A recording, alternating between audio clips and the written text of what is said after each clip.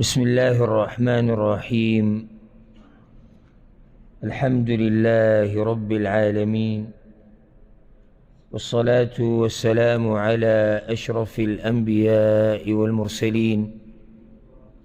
نبينا محمد وعلى آله وصحبه أجمعين. أما بعد، الصحابة الكرام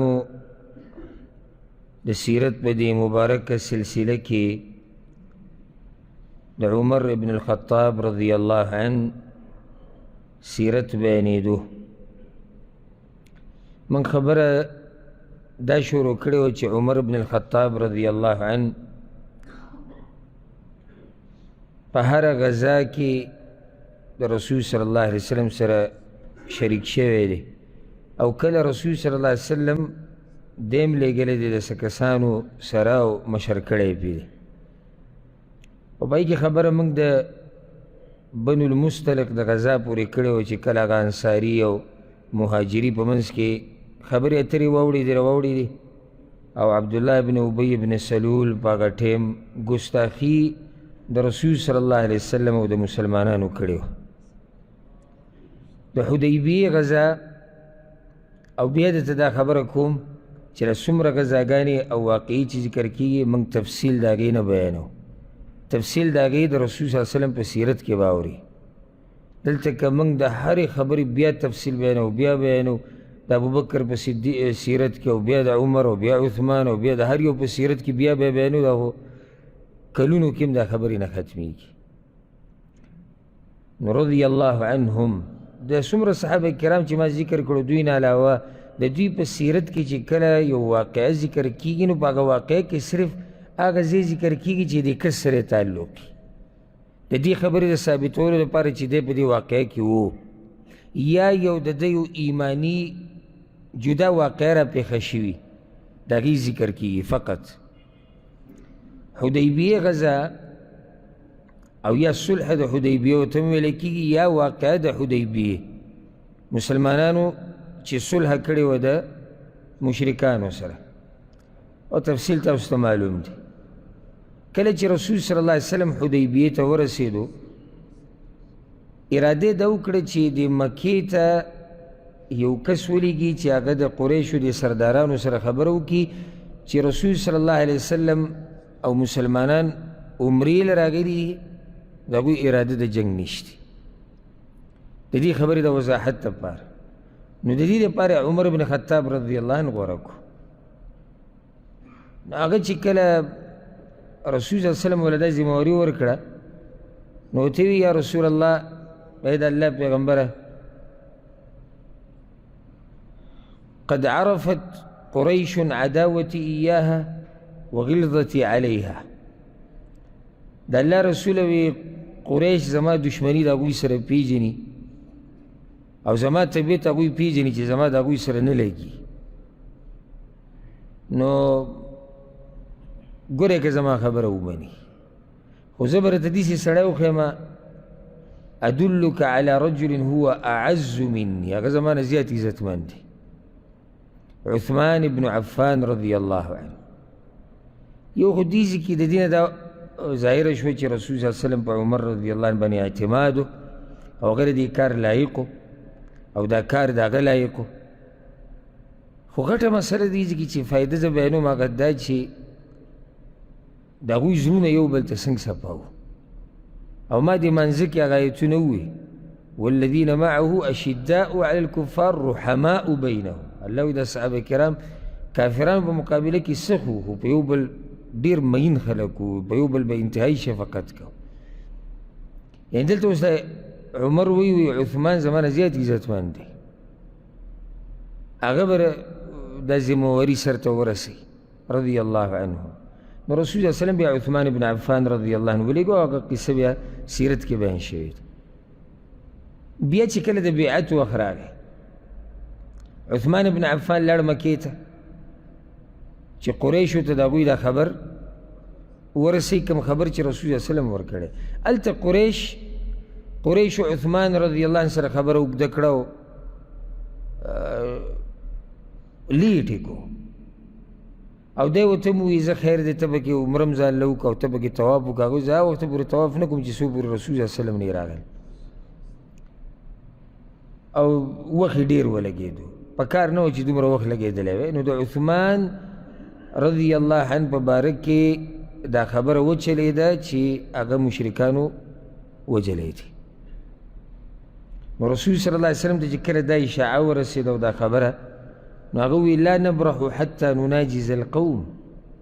دا هغه وخته پورې موږ د دې ځای نه خوځېږو نه چې څو پورې د قوم سره مقابله نه یې کړې او بدل هم نه یې اخیستی،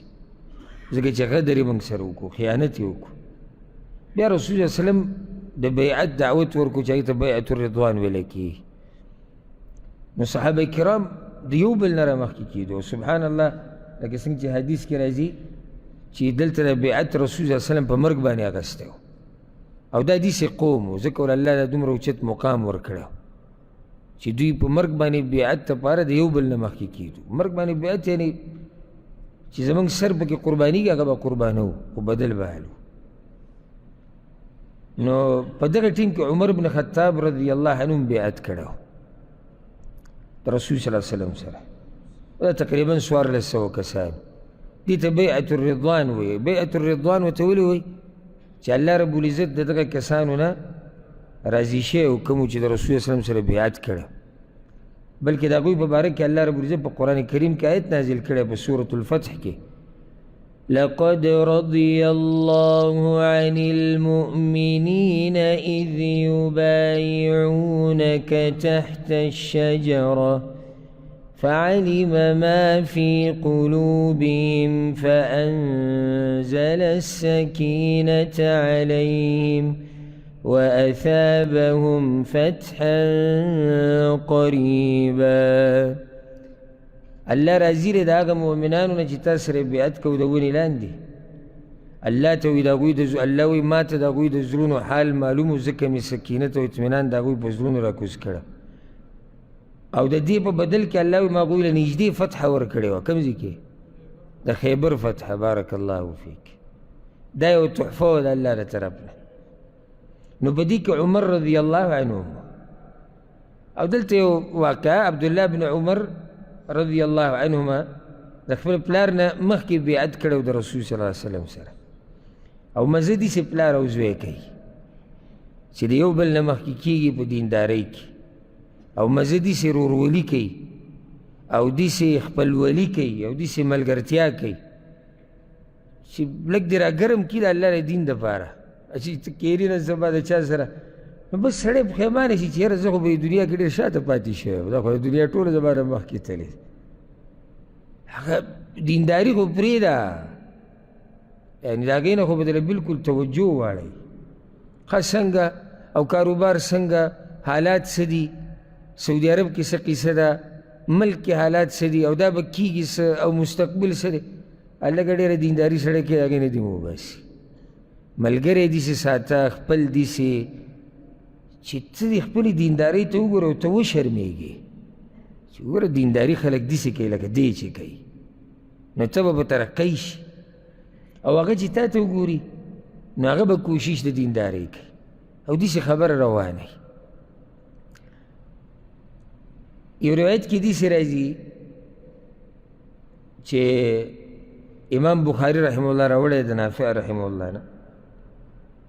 عبدالله بن عمر رضی الله عنه مبارک وی خلک وی چې د اسلام قبول کړی د عمر رضی الله عنه مخکې، خلک دا وی. خو نافع وی چې نه، خلک په دې خبره نه دي پوه شوي، خبره دا نه ده. څنګه عبدالله د عمر نه رضی الله عنهما د هغه نه مخکې اسلام قبلوي؟ داسې نه وه. قصه دا وه، وی د حدیبیې په ورځ عبدالله چې دی د پلار ولیږو عمر رضی الله عنه په یو اس پسې چې دا اس د انصاري سره وی دا اس مال راوله د هغه نه، ځکه چې ځان یې تیارو د جنګ دپاره. وعمر یستلئم للقتال، زغره یې اچوله په هغې کې مصروفه او ځان یې تیارو، ځکه چې هلته بیعت په مرګ باندې کېدو. نو یې زما د مال دغه کس نه اس راوله، د زوی پسې ولیږو. دی چې کله لاړه په دغه کس پسې چې اس ترې راولي، رسول صلی الله علیه وسلم بیعت شروع کړی د ونې لاندې او عمر رضی الله عنه ته پته نه وه چې بیعت شروع شوی دی. نو عبدالله اول د رسول صلی الله علیه وسلم سره بیعت وکړو، بیا لاړ بیا اس راواغېستو، بیا پلار لاس بوت او ورته یې وویل هلته خلکو بیعتونه شروع کړي، ته دلته. نو بیا په منډه لاړ، فانطلقه، په منډه لاړو حتی بایع رسول الله صلی الله علیه وسلم، تر دې چې بیعت یې د رسول صلی الله علیه وسلم سره وکړو. نو دې زوی د پلار نه مخکې بیعت کړی په مرګ باندې، او بیا پسې پلار بیعت کړی دی. عمر رضی الله عنه د دې ونې سره یو قصه ده، د کومې ونې لاندې چې د بیعت شوی دی. په صحیح بخاري صحیح مسلم کې دا حدیث دی د سعید بن المسیب نه خپل پلار نه بیانوي چې د ده د پلار په هغه خلکو کې و چې د رسول صلی الله علیه وسلم سره بیعت کړی و د ونې لاندې. نو هغه وایي چې را روان کال بیا موږ حج له لاړو، فخفي علینا مکانها، نو هغه ځای زموږ نه ورک شو، د ونې هغه ځای هغه زموږ نه ګډوډ شو. او امام بخاري یو روایت داسې هم راوړی، عبدالله بن عمر وایي را روان کال بیا د دوو کسانو په هغه ونه اتفاق نه راتلو چې کومه ونه وه چې هغې لاندې موږ بیعت کړی وی فکانت رحمة من الله، دا د الله رحمت و چې د ونې دا ځای زموږ نه ورک کړو. او اوس چې د سعودي عرب حکومت راولګي دې څه نښه مخه لږه پټه راپټه کړي، یاره وایي دا ظالمان به الله له ګوره څه جواب ورکوي، موږ به پورې لږ نښتی وی، موږ به سټلی وی، موږ به ترې خاورې وړی وی، موږ به چېرته یا رسول الله مدد ویلی وی، موږ به چېرته سجدې لګولی وی قبر ته، موږ به ورسره سیلفیانې تصویران ویستی وی، موږ به هلته پراته وی، موږ به عمره څه کول. هغه وایي دا ظالمان څه پرېږدي وایي. کور عبدالله بن عمر وایي فکانت رحمة من الله، د ونې د ورکېده رحمت د الله د طرف نه. او په دې باندې بیا علماو خبرې کړي دې حدیث په شرح کې، لکه امام ابن حجر رحمه الله په فتح الباري کې وی حکمت په دې کې څه و چې الله دې دا ځای ورک کړو چې خلک په فتنه کې پرې نه اوسي. او وی که چېرته پاتې شوی دا د هغه الفاظ دي، په خپله زمانه کې دا وایي، یعنې د نن نه تقریبا 800 کاله مخکې سره پاسه 800 کاله مخکې هغه دا خبره کوي، وایي که دغه ونه وې نو جاهلان به پورې نښتی وی او هغې سره به عقیدې تړلی وی، نو هغه د الله رحمت و چې هغه ونه یې چې دا هغه ورکه کړه. خو د عمر بن خطاب رضی الله عنه په خلافت کې بعضو کسانو یوه ونه راټینګه کړې وی دا هغه ونه ده د عمر رضی الله عنه په خلافت کې. او داسې خو کساني ګمان د هغوی دا و چې دا ونه هغه ده، او خلک ورماتو منځونه به یې کولو. ګوره د عمر رضی الله عنه په زمانه کې لکه نن سبا چې راباز راولګي په لوښي کې او په شیشه کې ویښته بند کړی وي، موږ د رسول صلی الله علیه وسلم ویښته راوړی دي، او څوک وایي پیزارې ما سره پراته دي، او بل وایي ما سره چې دی نو واسکټ پروت دی، او څوک وایي چې ما سره چوغه پرته ده. او عجیبه خبره ده، رسول صلی الله علیه وسلم پیدا شوی مکه کې، د وفات شوی مدینه کې، د سامان یې ټول دغه پاکستان او انډیا او دغه ملکونو کې او ترکیه کې پروت دی، دغه 3 ملکونو یې 4 نه ټیکه ټول اخیستې ده. عمر بن خطاب رضی الله عنه خبر شو د دې نه، چېرې خلک را روان دي او د دغه ونې خوا کې منځونه کوي. فاوعدهم فيها، ولې دا خلک ویرول، وایي که د نن نه بعد مې څوک دې ونې سره ولیدو نو خیر به یې نه وي. وامر بها فقطعت، او بیا امر وکړو هغه یې پرې کړه. او دا د مخکې ورځو کې څو کاله مخکې دلته دا واقعه راغلې وه، د طایف کې یو ونه وه او دا خلک به تلو راتلو، خلک زه ووایم دا زموږ د طرفونو والا تلو راتلو، او دا ترکو والا اتراک نه دا هم سخت بدعتیان دي، دا ورماتو. چې د مکې چې کوم امیر دی ته خبر شو بله ورځ یې بلډوزر راواچو ورسې ورله دل جوړ کړو، قصه یې ختمه کړه. بیا خلکو وګوره نه پرېږدي، وایي نه پرېږدي، ظالمان تا وایي څه ته پرېږدي. دا د عمر بن خطاب سنت دی، ګورئ دا د هغه طریقه ده. داسې ځای ختم که چې فتنه ترې جوړېږي. جومات نه دی چې ته دا وایي چې یاره د الله کور یې راولېږو،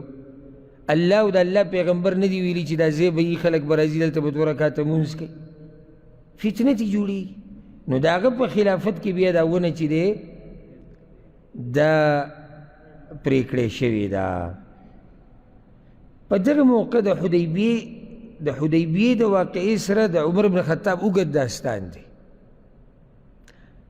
یو د ابو جندل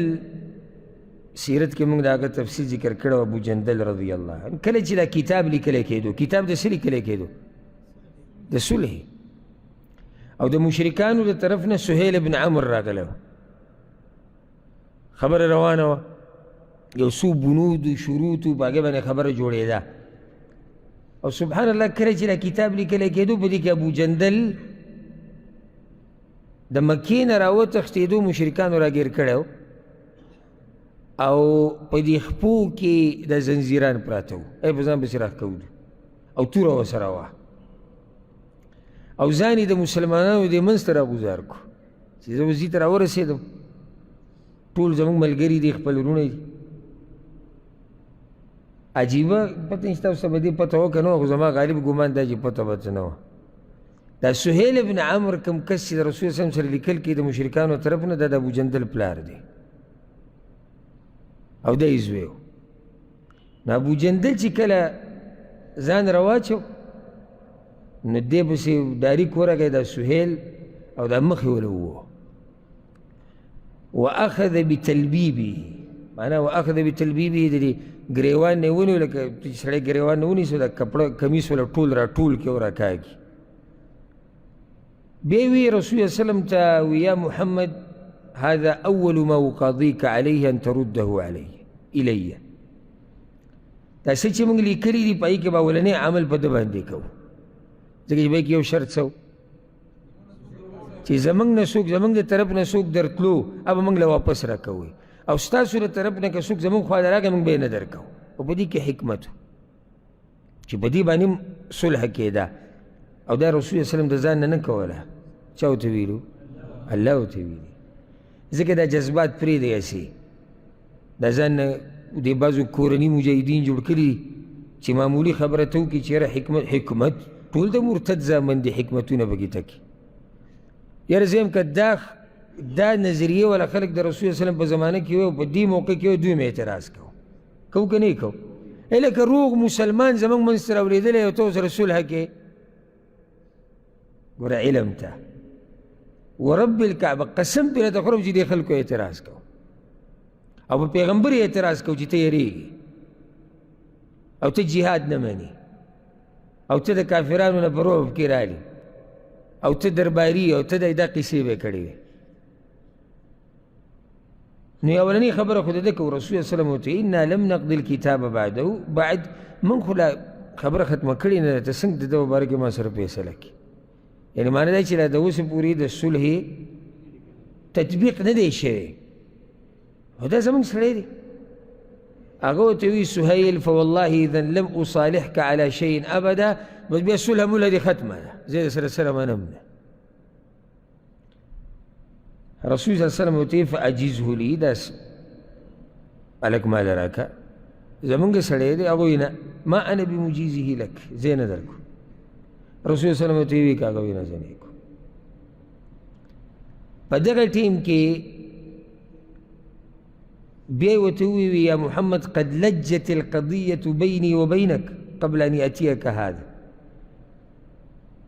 زما او ستا په منځ کې خبره د ده د راتلو نه مخکې ختمه شوې ده، دا شرط مونږ لیکلی دی. رسول الله وسلم سوچ وکړو صدقته، دا خبره یې صحیح ده، مونږ خبره لیکلې ده. سهیل بن عمر ورغی د خپل زوی را روان کو او راښکودو یې په لاره چې قریش لی بوځي. نو ابو جندل په تیز اواز سره چغه ووهله یا معشر المسلمین، ای مسلمانانو ارد الى المشرکین وقد جئت مسلما، یعنی زه خو مسلمان ستاسو منځ له راغلی یم چې تاسو زما مرسته وکړي، ما بیا مشرکان له بوځي. څومره تکلیفونه یې ما له را کړي دي، څومره سخت ډېرې سختې د تېرې کړي. رسول صلی الله علیه وسلم ورته یا ابا جندل اصبر واحتسب، صبر کوه د الله نه اجر غواړه. یاره که دا خلک وی په رسول صلی الله علیه وسلم به یې څه فتوه لګولې. خیر م دې نقطې ته که نه فایده د علماو سره د ناستې. بیا علما هر سورګیری شاګول نه وي، رباني عالم چې قرآن او حدیث باندې پوه وي. یعنې بعض مولیان هغه دي چې هغه د عوامو نه مخکې دي. عوام دومره جذباتي نه وي څومره چې مولوي صاحب وي. هرې خبرې ته به سوچ کې، هر اړخ ته به ګوري. دا جذبات نه دي. ها جذبات دومره او په هغه ځای کې استعمال کې څومره چې شریعت کې گنجایش دی، بس فقط. دا خبرې جذباتو نه دي، پرېږده دا خبرې علماو ته، او هغه علماو ته چې ربانیین علما دي هغوی پوه شو دا خبره پوه شو. د ځان ناسې د وچې تقوادار به نه جوړې. یاره دا پلانی شیخ صاحب نه دی، دی ما ته د جهاد نه منکر ښکاري. ها او ته به وایې چې ده دا ملک په بل طرف نیمه دنیا ده قبضه کړې ده او نیمې ته اراده ده یو میاشت بعد پې ورځي. دا د دیرو، دا د موبایلو، دا د بیټکونو قصې نه دي، دا علم غواړي. او داسې علم جوور علم، دا نه چې زه صرف مدرسې نه فارغ یم، زه مولوي صاحب یم، زه مفتي صاحب یم. پوهه یې په قرآن او په حدیث باندې. رسول صلی الله علیه وسلم ورته اصبر واحتسب، ابو جندل صبر کوه صبر، فإن الله جاعل لك ولمن معك من المستضعفين فرجا ومخرجا. الله به تعالی یو لار راوباسي. ګورې او دا نور ملګري چې تا سره مکه کې دي کمزوري، هغوی له به یو لار راوباسي. انا قد عقدنا بیننا وبین القوم صلحا، موږ د قوم سره صلح کړې ده، موږ خبره کړې ده. فاعطیناهم علی ذلک واعطونا علیه عهدا، هغې ورسره موږ لوز کړی چې سر ته به یې رسو، او هغوی زموږ سره لوز کړی ده. وانا لن نقدر بهم، او موږ غدر نه کوو چې کله لوز وکړو. زده که دا خبره ها، غدر به د کافر سره هم نه کوي چې کله دې خبره وکړه او سر ته رسې. دې ځکه عمر بن خطاب رضی الله عنه راپاڅېد، چې زه ته هر واقع بیانوم نو په هغې کې به د ده ذکر راځي. راپاڅېد په ابو جندل پسې لاړ، او پلار روان کړی دی، راکاږي دی، ګریوان او زنځیران ورته پراته دي، دی ورسره په خوا کې روان دی. وی اصبر یا ابا جندل، صبر کوه، فإنما هم المشركون، دا خو مشرکان دي. وإنما دم أحدهم دم كلب، د دوی وینه او د سپي وینه یو شی دی.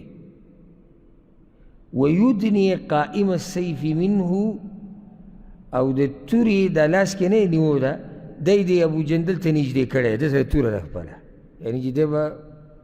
دقه توره راوالي زمانه، موږ به خبره کوو چې موږ خو څه نه دي کړی، او دم داسې نو موږ خو چا چې لوز کړی خو څه نه دي کړي.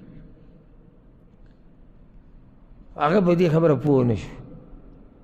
بویت نو بیا عمر رضی الله عنه وویل رجوت ان یاخذ السیف، زما دا امید و چې دی به زما نه توره وایلي او دا سټ به دې جدا کړي. فظن الرجل بابیه، خو د پلار په باره کې بخل وکړو، زړورتیا یې ونه کړه. یو دا د موقف راغلی دی. دغه شان اخو تاسو ته هغه واقعه معلومه ده، د ابوبکر صدیق په سیرت کې هم بیان شو، د رسول صلی الله علیه وسلم په سیرت کې هم بیان شو، چې ډېرو مسلمانانو په دې صلح باندې تعجب وکړو. ولې تعجب؟ ښکاره کې هغې د مسلمانانو کمزورتیا ده. شروط د هغوی د طرف نه زورور دي، نو ډېر پکې غمجن و.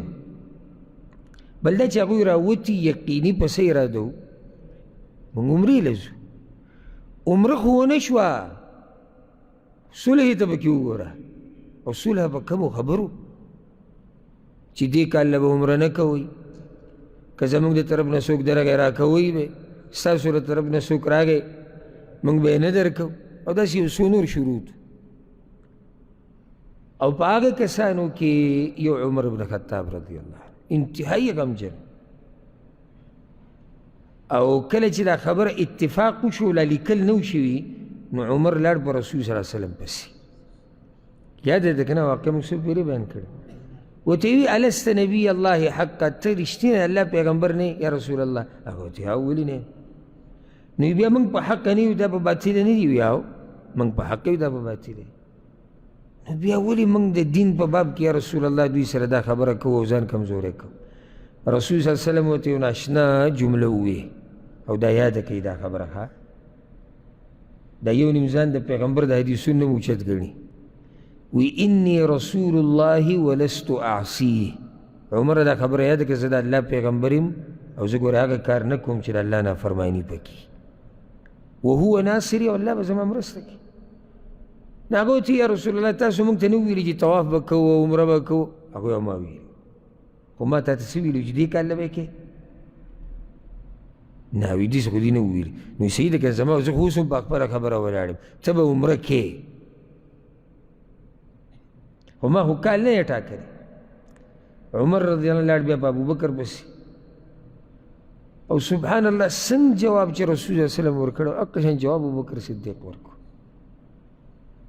خو دی ورته پکې زیاتي وی فاستمسک بغرزه فوالله انه علی الحق. عمره د دې پیغمبر خبره مضبوطه راونیسه، ګورئ د همیشه په حق باندې دی.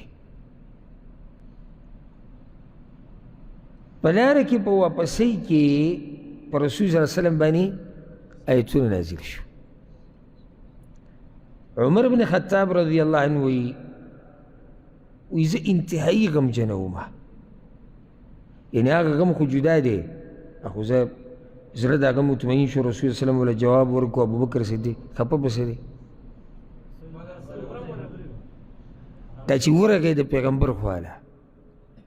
چې ورته ووایي چې ولې موږ داسې کوو او که موږ داسې کړی په دې باندې انتهایي خفه و هغه. او بیا په دې لښکر کې به شاته شاته د رسول صلی الله علیه وسلم خواته نه ځو. په دې کې په رسول صلی الله علیه وسلم باندې آیتونه را نازل شو، په هغه چې به وحي راله ملګرو ته پته لګېده. نو عمر بن خطاب رضی الله عنه د ځان سره وی تباه شو د خطاب زوی، ځکه چې الله به د ده په باره کې خبره کوي چې ده بې ادبي کړې د رسول صلی الله علیه وسلم. او سبحان الله چې هغه آیتونه ختم شو، رسول صلی الله علیه وسلم عمر چې شو دې سره د هغه غم ښه ډېر شو چې الله به زما باره کې څه وایي. راږی وی یا رسول الله زه یم، وی الله خو آیتونه راولېږي. وی یا رسول الله څه وایي؟ وی الله وایي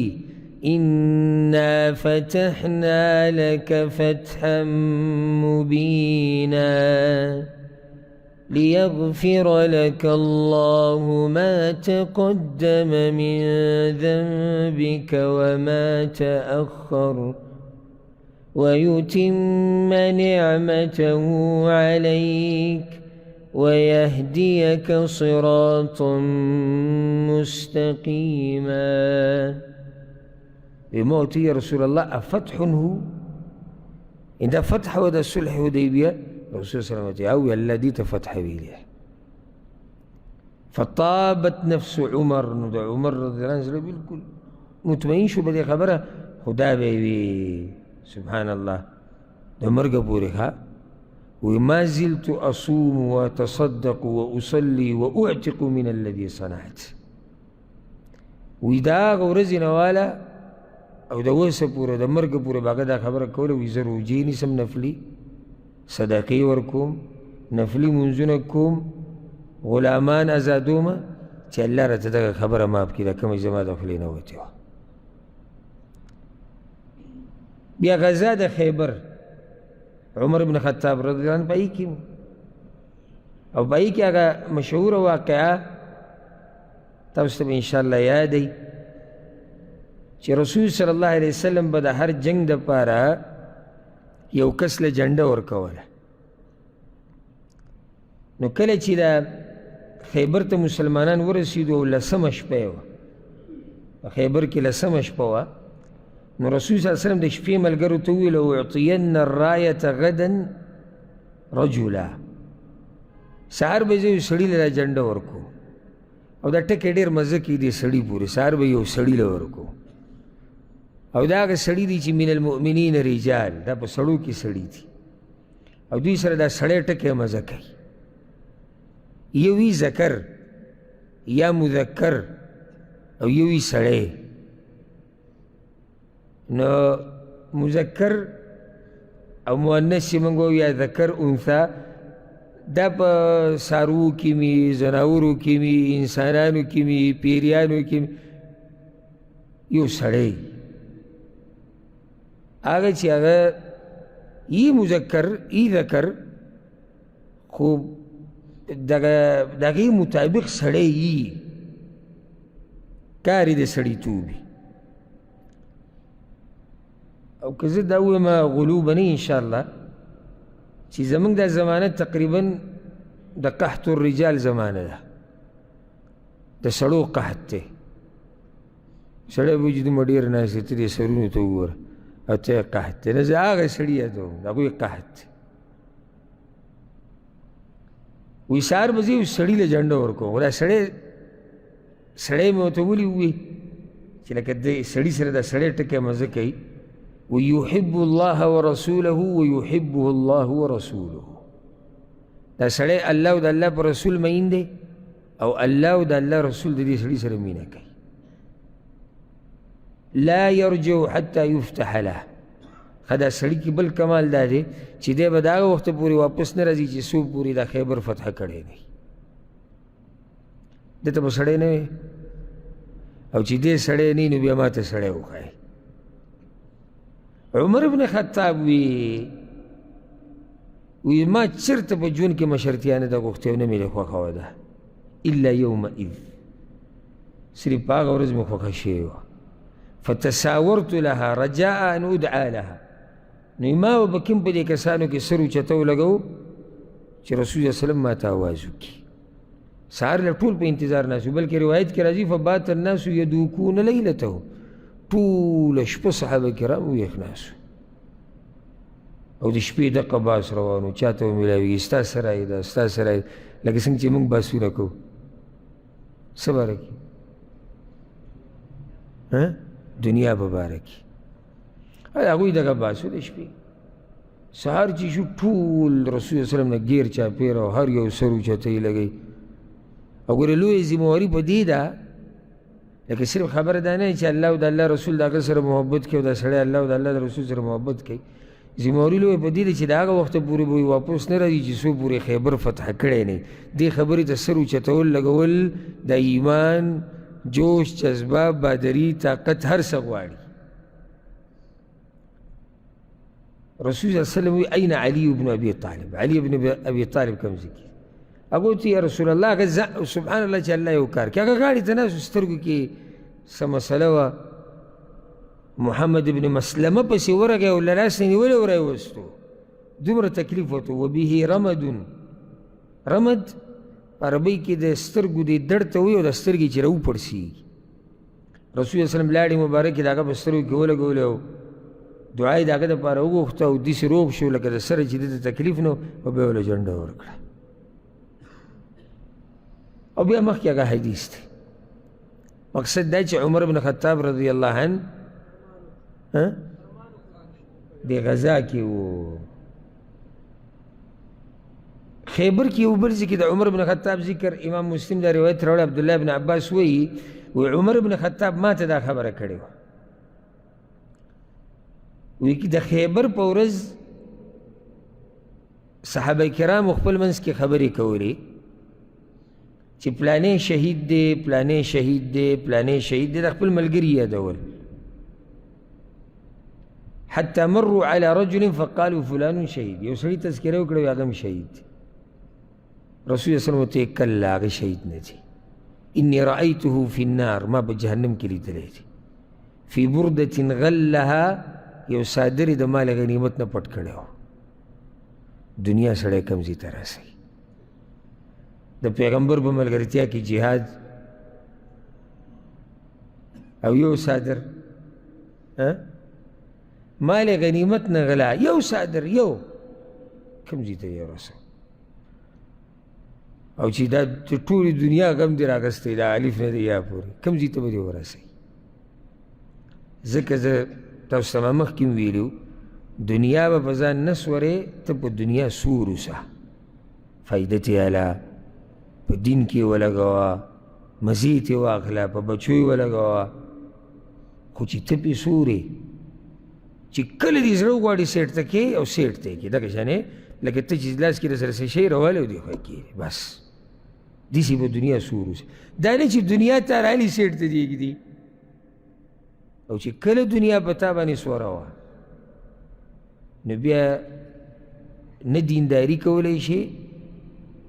نه الله ته نږدې کېدی شي ځکه که ته اراده وکړي چې یاره زه دینداري کوم مشکل څه دی دنیا دې نه پرېږدي ته خو غواړې چې ما وکړې خو هلته تا دنیا په ځان باندې سوره کړې ده زوروره کړې دي ده اته نه پرېږدي نو د یو صادر د لاسه بیا رسول صلی الله علیه وسلم وی عمر بن خطاب ته وی ابن الخطاب ای د خطاب زویا اذهب فنادي في الناس لاړ شه اواز وکړه اعلان وکړه په خلکو کې انه لا يدخل الجنة الا المؤمنون چې جنت ته به صرف مؤمنان ځي نور څوک به ورته نه ځي الحمد لله الذي هدانا لهذا وما كنا لنهتدي لولا ان هدانا الله الله شکر دی چې موږ ته د ایمان او د اسلام هدایت کړی دی او که الله نه وی کړی موږ ته هدایت موږ به د دین د سره پېژندلی نه وی او بیا صرف دا نه چې مسلمانان یې پیدا کړي مسلمانان او هغه نظریه چې د قرآن او حدیث موافق د هغه یې راته رانصیب کړې ده او بیا د دین سره لږ ډېر تړون د دین سره او ټک خطا خدمت چې دا تندې الله ته په خاورو کې خاورې کړو دې شکر بادانه کړو چې په دې دومره خلکو کې موږ کمزوري ګناهګار بندګان غوره کړي او دې دین ته کینو د الله احسان دی په موږ باندې د عمر رضی الله عنه دې سیرت ته چې ته ناست یې که نه اورې د الله احسان دی په تا باندې چې تا له دومره طاقت او توفیق درکړو چې ته رالې تا واورېد نو عمر رضی الله عنه ورغی او اعلان یې وکړو چې جنت ته به نه ځي مګر مؤمنان په دغه وخت کې د شعبان د میاشت وه اووم کالو خیبر نه خیبر ته نږدې هم دغه وخت کې خیبر شوی رسول صلی الله علیه وسلم عمر بن خطاب د 10 کسانو سره لېږلی و یو علاقې ته چې هغې ته تربه ویله کېږي تربه دا یو وادي ده مکې ته نږدې یعنې د هغه ورځو د اندازې مطابق 2 ورځې دې ته سفر و د مکې نه ورته 2 ورځې سفر رسول صلی الله علیه وسلم دې لېږلی یو خاندان پسې بنو نضر ابن معاویه ابن بکر چې دا بنو هوازن کې و ګډ خاندان د دوی بنو هوازن دی یو بله د دوی خاندانو قبیله خاندانو بنو جشم وی دې دواړو پسې به ځي نو عمر رضی الله عنه ورغی او د هغه سره یو کسو چې لارې ورته ښووي نو د شپې به سفر کو د ورځې به پټېدو هوازن او په هوازن کې چې دغه خاندانونو ته خصوصا دا خبر ورسېد هغوی ټول وتښتېدو چې عمر روان دی او د 10 کسانو سره نو عمر رضی الله عنه د هغوی په علاقه باندې حمله وکړه فلم یلق منهم احدا یو کس پکې ونه ولته نو واپس مدینې ته راغی په دې لاره کې ورته دغه کس دا وایي چا چې ورته لار ښووه وی د خثعم خاندان کسان درته ونه ښیمه هغه هم دلته خوا کې دي راجمع شوي دي او قحط سالي پرې راغلی ده او په بد حال دي هغه طرف ته نه ورځو عمر رضی الله عنه ورته وی ما امرني رسول الله صلی الله علیه وسلم بهم ما ته رسول الله وسلم د هغوی نه دي ویلي او زه ګوره د الله د پیغمبر د خبرې نه مخکې کېږم او نه ترې وروسته کېږم یو خو ما د ده د سریې تذکره کوله دویم په منځ کې د ده تابعداري د رسول صلی الله علیه وسلم تابعداري داسې څومره خبره چې د الله پیغمبر کړې ده بس ختم خبره په دې کې عقل او دې کې چخچي وال او چونکې او ولې او څنګه او زه او زموږ ملک او مشر او کاکا او ماما دا کیسې ځان سره جیب کې کېده که د رسول صلی الله علیه وسلم تابعداري کول غواړي بیا عمره راله چې هغې ته عمرة القضا وایي پېژنې دا عمره دغه د حدیبیې د عمره وه صلح کې دا خبره لیکلی شوې وه چې دې کال له به عمره نه کوو را روان کال له به یې کوئ را روان کال له چې اووم کالو او د ذوالقعدې میاشت راله نو رسول صلی الله علیه وسلم عمرې له ووتو او هغه مسلمانان ورسره ووتو کوم چې حدیبیه کې وو ټول ورسره ووتو به وکړه عمر بن خطاب رضی الله عنه امام ابن حبان یو روایت راوړی امام ترمذي م راوړی انس بن مالک وایي رسول صلی الله علیه وسلم مکې ته ورننوتو په عمرة القضا کې او عبدالله بن رواحه رضی الله عنه رسول صلی الله علیه وسلم نه مخکې روانو او دا شعر وی خلوا بني الكفار عن سبيله اليوم نضربكم على تنزيله ضربا يزيل الهام عن مقيله ويذهل الخليل عن خليله. اے د کفار بچو لاره پرېږدئ، نن به سره جنگ کوو په دغه وحي باندې کومه وحي چې دی پیغمبر ته راغلی دی، او داسې ګزار به درله درکړو چې دا کوپړۍ به دله دوه ټوټې کړو، او داسې ګزار به درله درکړو چې هغه ګزار ملګری د ملګري نه او خپل د خپل نه جدا کوي. نو عمر رضی الله عنه ورته یا ابن رواحه، ای د رواحه زویه، بین یدی رسول الله صلی الله علیه وسلم، ته د پیغمبر په مخ کې لګی دا قصې کې، وفي حرم الله، او په حرم کې لګی د جنگ خبره کې او دا کې. رسول الله صلی الله علیه وسلم ورته خل عنه یا عمر، عمر غلی شه، فلهي اسرع فيهم من نطح النبل، دا د ده شعرونه نه دي، دا ګورې د غشو د ګزارونو نه زیات سختي په دې مشرکانو باندې پرېږدي چې لګی ووایي. نو عمر بن خطاب رضی الله عنه په عمرة القضاء کې د رسول صلی الله علیه وسلم سره و. بیا غټه واقعه او دا زه ترتیبوار تاسو ته ذکر کوم، فتح مکه راغلی ده 8م کال د هجرۍ کې، او په هغې کې د عمر بن خطاب رضی الله عنه ډېرې واقعې او مواقف دي چې یو څو به دې ذکر کړو. مشهوره قصه د حاطب بن ابي بلتعه رضی الله عنه، صحیح بخاری سے مسلم کی دا روایت تے دا علی رضی اللہ عنہ، وی رسول صلی اللہ علیہ وسلم زولی گلم او الزبیر بن العوام او ابو مرثد الغنوی، یہ روایت کی رازی مقداد بن عمر، وی منگی اولی گلو دریوانا او رات رسول صلی اللہ علیہ وسلم وی چی حتی تأتو روضة خاخ، او علاقه و توخو چاگیت روضة خاخ ویلکی، الته یو زنانه ده د مشرکانو او د هغې سره یو خط دی چې حاطب ابن ابي بلتعه رضی الله عنه لیکلی د مشرکانو ته، الله ولا دا خبر ورکو. نو هغه خط ماله راوړی، علي رضی الله عنه وایي موږ ورلو او په هغه ځای کې موږ هغه زنانه ومونده او سورلۍ موږ د هغې کېنوله، موږ ورته وایي چې این الکتاب الذي معک، هغه خط چې شو هغې ما سره خو هېڅ نشته. موږ د هغې هغه ځای ټول وکتو راوکتو خو موږ ته میلاو نه شو، بیا وله دمکي ورکړه، ویېروله، نو هغې د بڼې نه هغه خط راوویستو. موږ چې هغه خط راوړو رسول صلی الله علیه وسلم نه به هغې کې حاطب رضی الله عنه لیکلي مکې والو ته، او د رسول صلی الله علیه وسلم خو اراده وه فتح مکې په موقع باندې، ځکه چې صلح شوې وه او په صلح کې مشرکانو غدر وکړو، نو د رسول صلی الله علیه وسلم اراده وه چې ناڅاپي حمله وکړي په مکې والو باندې، څوک به خبر نه ورکوي. او حاتب څه لیکلي دي، قریشو له خبر ورکړی دی چې ګوره داسې اراده ده د مسلمانانو. رسول صلی الله علیه وسلم چې خط وکتو نو ورته یا حاتب ما حملک علی ما صنعت، دا کار تا ولې کړی دی؟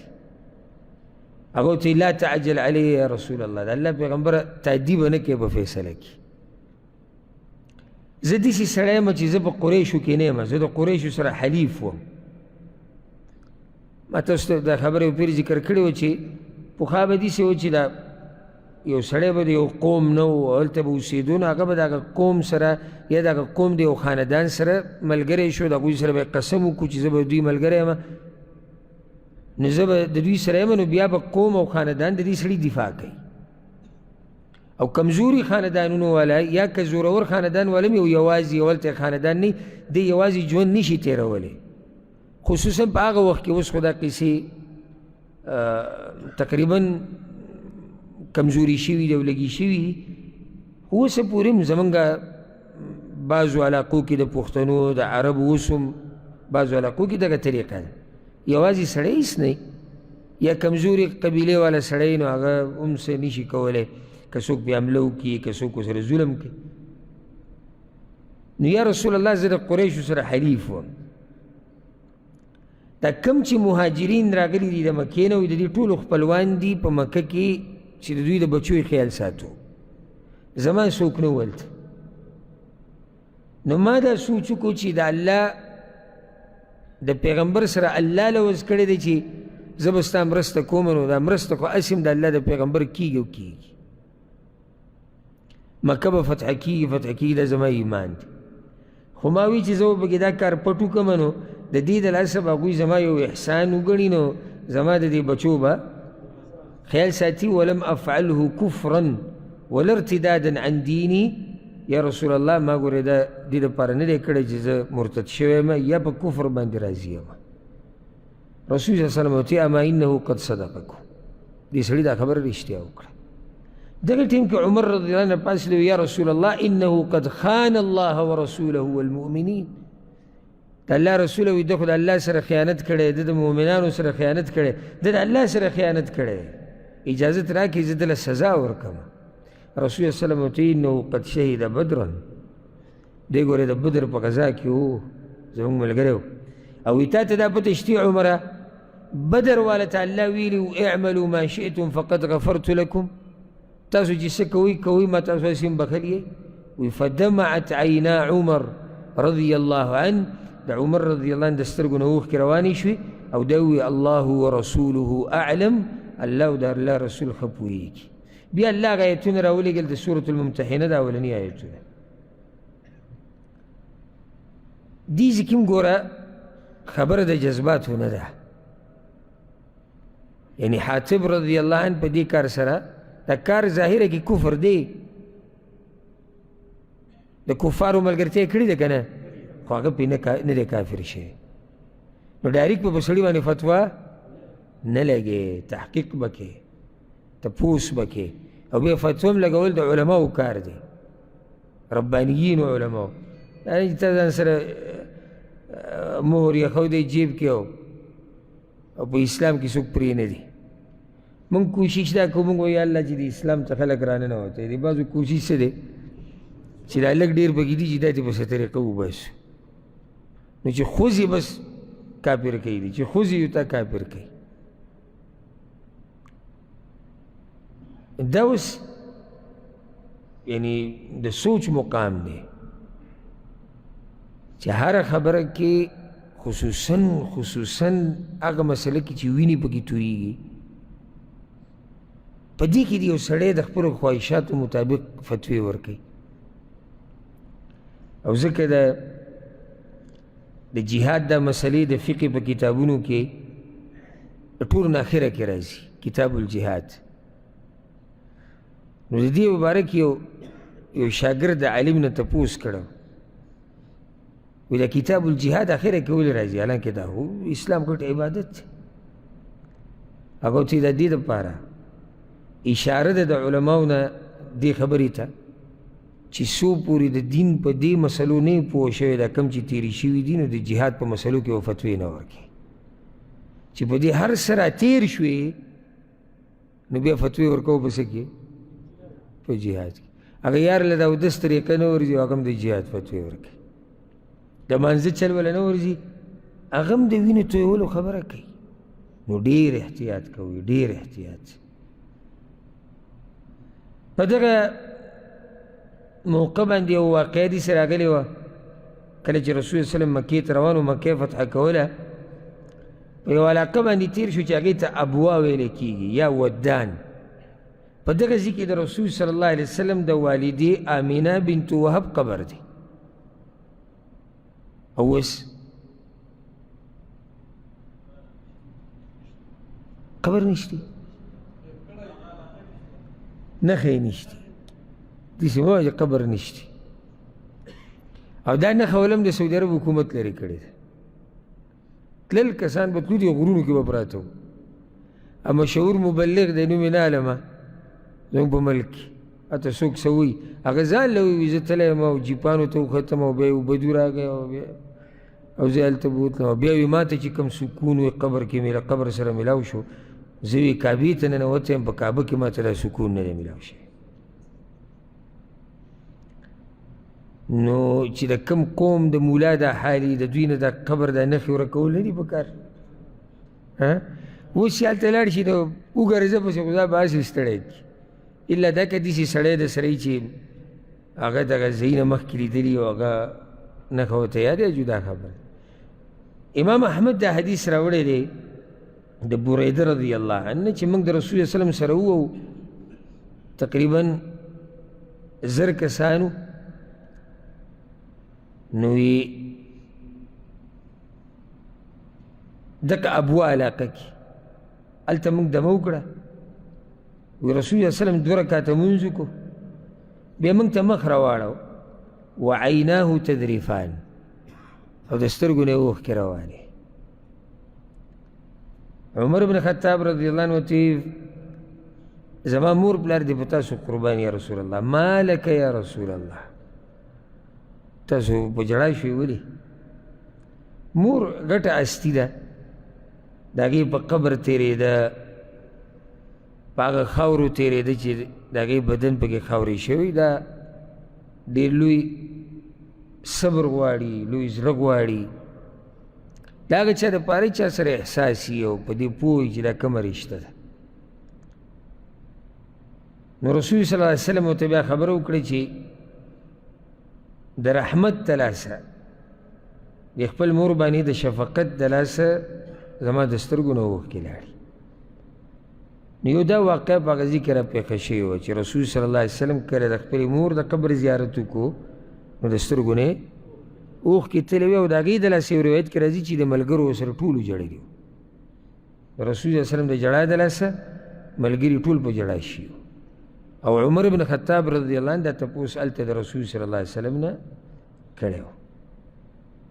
دغه شان یو روایت کې داسې راځي امام احمد راوړی دی عمر بن خطاب رضی الله عنه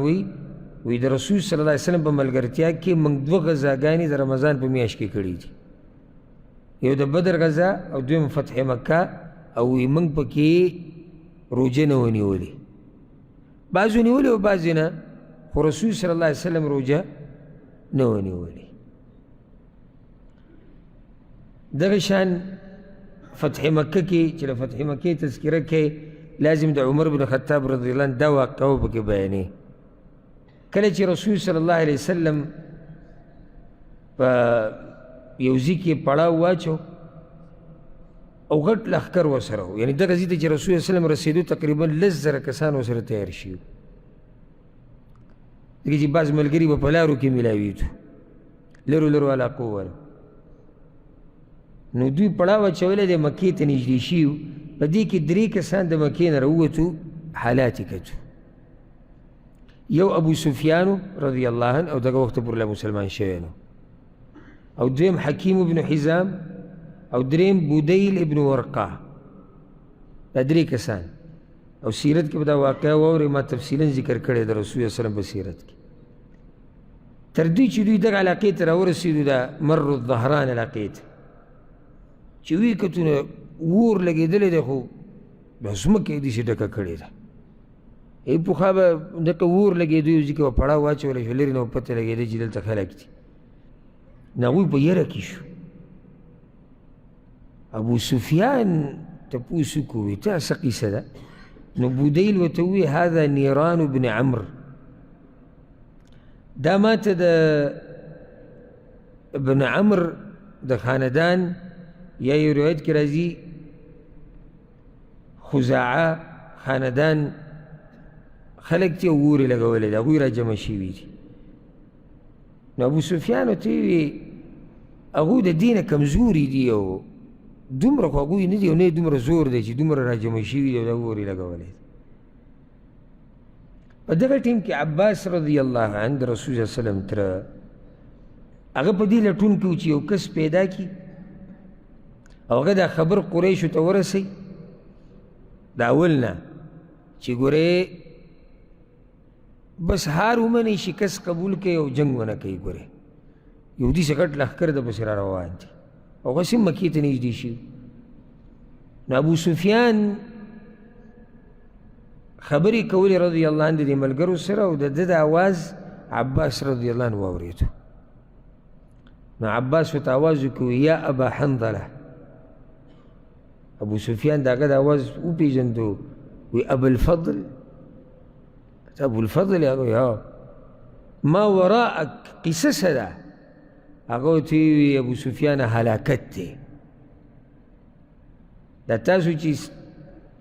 تپوس کوئ د څه مبارک او د خلکو مبارک او د اور یې لګولی دی هذا رسول الله صلی الله علیه وسلم فی الناس دا پیغمبر صلی الله علیه وسلم راغلی دی او د دوی په دې منځ کې دی وا صباح قریش والله په قریش چې کوم سحر را روان دی که نه ډېر بدترین سحر پرې را روان دی. دا خبره یاده کړه. ابو سفیان ورته وایي نو لار د وتو او لار د بچ کېدو څه ده؟ هغه ورته وایي یو خبره یاده کړه، یا تپوس یې ته اول دا وکړو چې اراده یې څه ده د رسول الله وسلم. وی اراده خو یې دا ده که وموندې نو دا سټ دله د بدن نه جدا کوي. خو داسې کار وکړه راځه زما سره په دې سورلۍ باندې را سور شه او قچر ورسره په قچر باندې سور او قچر هم د رسول صلی الله علیه وسلم. وی راځه په دې را سور شه زه د پیغمبر صلی الله علیه وسلم له وړم او د هغه نه به دله امن او امان راوالم. دقه یوه لار ده، بله لار د بچ کېدو نشتي. ابو سفیان ورخوت. ابو سفیان ډېر هوښیار سړی و رضی الله عنه. یعنې دې ټیم کې ګورې هغه د جذباتو کار نه دی کړی چې را دي شي او وبه ګورو نه. دا ډېر پوه خلک دي، ډېر هوښیار خلک دي. ورته پته ده چې 10,000 کسان دي، بیا د هغوی جذبه ورته معلومه ده، مخکې جنګونه شوي دي، یو بل ته مخامخ شوي دي، بل دا چې په مکه باندې به راځي، د دوی په علاقه باندې به راځي. دا هر څه هغه ته پته ونه و. هغه دې سورلۍ ته وروکتو. حکیم ابن حزام او بدیل هغوی مکې ته واپس لاړ. اوس عباس رضی الله عنه وی مسلمانانو ځای په ځای ځان له اور لګولی و چې په هر ټولګي به تېرېدم نو هر یو به چیغې ویلی وي دا څوک دی؟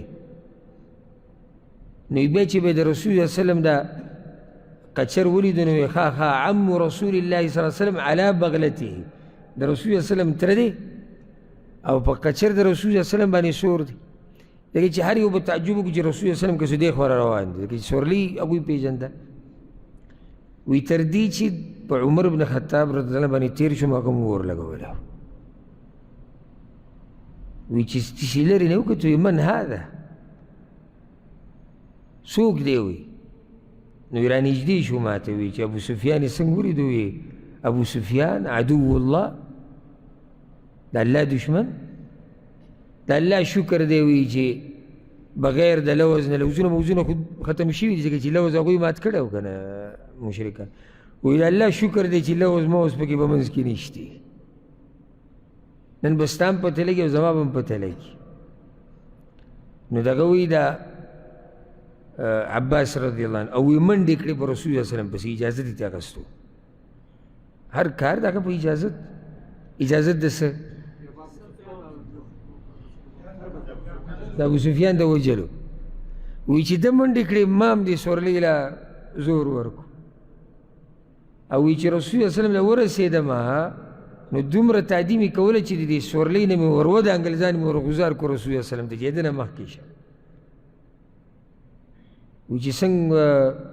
زه ورغلم رسول الله وسلم خواله دی که عمر رضی الله راغی وی یا رسول الله د الله پیغمبره ابو سفیان دی، الله زما لاس له راکړی دی بغیر د لوز او عقد او عهد او د صلح نه. که ستاسو اجازت وي چې ده نه خو دا بدل والم ځکه چې همیشه دی د مسلمانانو خلاف وي. وی ما ورته چې یا رسول الله زه به خبره وکړم. هغه وایي چې وکړه. وی ما چې یا رسول الله ما دله امن او امان ورکړی دی، ما راوستی دی. بیا رسول الله وسلم وایي کښېنه چې امن او امان دې ورکړی. دا د سړیتوب خبرې دي. او زه ډېر په دې باندې خفه یم او غمجن یم چې نن سبا زموږ په معاشره کې دا قسمه خبرې د سړیتوب خاوندان او د پښتنو هغه قیمتي جرګې، هغه درانه پښتانه، هغه لوز چې به پوره کوو، هغه مشران، نن سبا د هغوی ډېر کمی محسوسېږي او لږ ډېر دي. الله یې د هغوی په ژوند کې برکت واچوي او را روان الله دې په موږ پردې راواچوي. دا جواب وکړي. دا کوم چې دي الله دې په ژوند کې برکت واچوي او پر روانو دې الله پردې راواچوي. ځکه چې زه چې کوم حالات دي نو څه ووایم چې دا ټیک ټاک والا بیا جرګې وکړي او دا درانه خلک یي او دوی عزتمن خلک یي او د دوی لوزونه یي او د دوی عقدونه یي او د دوی صلح یي، د دوی فیصلې ما ته خو بعیده ښکاري که نه؟ تاسو یې که څه نه منئ. ښه رسول الله وسلم ورته کښېنه چې خبره دې ورسره کړې بیا خو خبره ده. وی عمر رضی الله عنه بیا هم لګیا دی، زما وی د پیغمبر سره خبر روانه دې منځ کې بیا ریږي یا رسول الله اجازت راکړه یا رسول الله اجازت راکړه ما ورته چې مهلا یا عمر لږ صبر وکړه که دې په بنو عدي خاندان کې وی که نه تا به دا خبرې نه وی کړې خو دې په بنو عبد مناف کې دی ځکه ته دا خبرې کوې یعنې قریشو کې خو خاندانونه دي که نه نو بنو عدي کې عمر بن خطاب دی بنو عبد مناف کې دا دغه دی ابو سفیان دی ځکه وی ته د پورې خاطر عمر ورته عباسه نه زما دې په الله قسم وي کوم رب چې پیدا کړی یم په کومه ورځ چې تا اسلام قبول کو که نه هغه ستا هغه اسلام قبلول زما د پلار د اسلام قبلولو نه ماته زیات خواږه وو دا کیسې پکې نشته چې دا بنو عدي کې ده او دا په بنو عبد مناف کې ده خبره د اسلام ده یو دا واقع په هغه ټیم راغلی مخکې څه شي و د هغې دپاره به څه اورې سیرت د رسول صلی الله علیه وسلم بیا څه شي څه نه دي هغه بیا واوره یو بله واقعه فتح مکه کې هغه دا چې کله رسول صلی الله علیه وسلم ورسېدو امام ابو داود دا روایت راوړی دی جابر رضی الله عنه وی رسول صلی الله علیه وسلم عمر بن خطاب ته فتح مکې په ورځ ویلي چې لاړ شه او په دې کعبه کې چې څومره تصویران دي مشرکانو جوړ کړي دي هغه ټول هغه وران کړه نو رسول الله وسلم چې کله ورننوتو نو په کعبه کې تصویر بوت موت څه شی نه نو دا ذمهواري رسول الله وسلم دته حواله کړی ښه د حنین غزا د حنین غزا تاسو ته معلومه ده چې هغه سخته غزا وه او لویه سخته په مؤمنانو باندې راغلې وه وجه دا و چې اچانک حمله دشمن کړې وه او ډېر زیات را جمع شوي او په اوله کې خو دا مسلمانان دومره ګډوډ شوي چې د رسول وسلم خوا کې یو څو کسان پاتې شوي